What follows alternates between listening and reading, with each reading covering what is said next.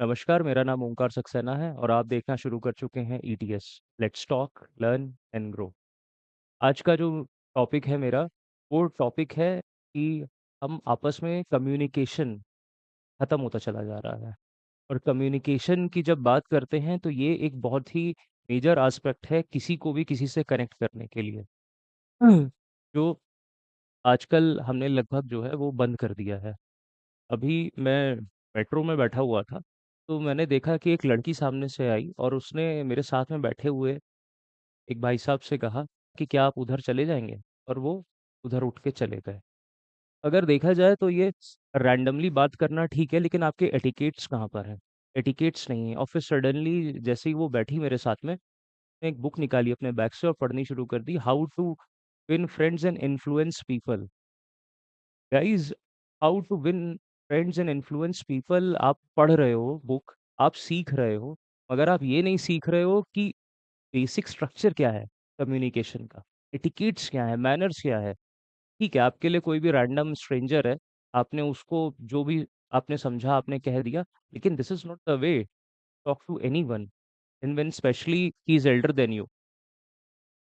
जब हम बात करते हैं एटिकेट्स की, मैनर्स की, कम्युनिकेशन की, तो वो एक एप्रोप्रिएट और प्रॉपरली फॉर्म्ड होना चाहिए।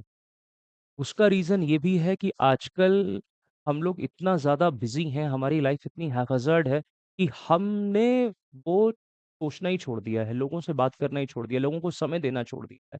हमने कहीं बैठना छोड़ दिया है। अगर हम किसी के साथ बैठ जाएँ 1 घंटा, तो सामने वाले को लगता है कि ज़रूर कोई ना कोई मतलब होगा, इसलिए ये मेरे साथ में आकर के बैठा हुआ है या ज़रूर इसका कोई ना कोई मोटिव होगा।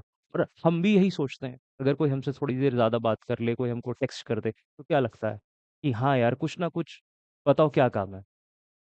ज़रूरी नहीं है हर बात पे काम निकले और ज़रूरी नहीं है कि हर बैठने का कोई मतलब हो। लेकिन कम्युनिकेशन इम्पोर्टेंट था।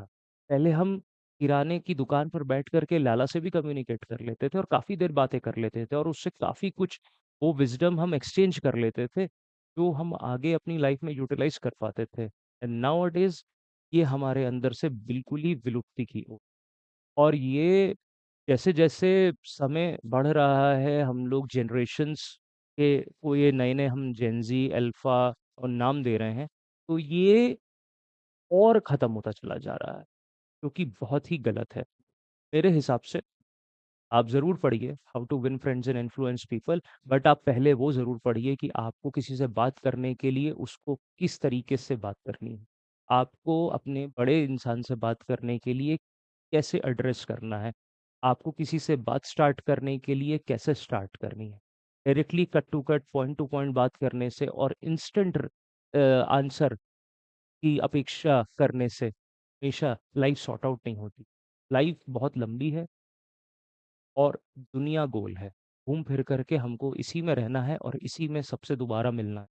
तो अगर अच्छे से बात करेंगे और बिना मोटिव भी बात, तो चीज़ें और बेहतर होंगी और अच्छा होगा और दुनिया दिखेगी और अच्छी बनेगी। जब किसी को अच्छा दोगे तो अच्छा आएगा।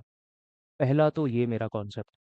और दूसरा मेरा जो वो है जो दूसरा मेरा पॉइंट है, वो दूसरा पॉइंट ये है कि दोस्त ज़रूरी हैं, फैमिली ज़रूरी है, बहुत क्लोज़ भी ज़रूरी हैं, लेकिन वो भी ज़रूरी है, वो आपके आस-पास हैं, आपकी मेड है, आपकी सोसाइटी में गार्ड है, रिक्शा वाला है, आपका जो ग्रोसरी स्टोर में जो ओनर है, वो है, या कोई भी आने-जाने वाले लोग या जिससे आप डेली मिलते हैं या दुआ सलाम होती है, वो सब उनकी कदर कीजिए, बात करने का सलीका सीखिए और दोस्तों को और लोगों को जीतने से पहले उनको जीतिए जिनको रोज़ जिनसे नज़रें आमने-सामने होती।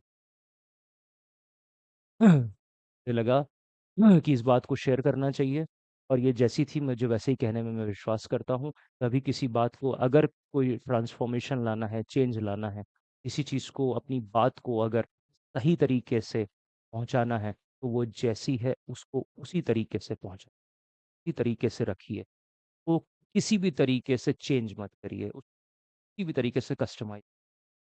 Please be true, be real. अपनी बात को सही से स्पष्ट तरीके से रखने की आदत डालिए और बात करने के तरीके को, लहज़े को, सलीके को भी।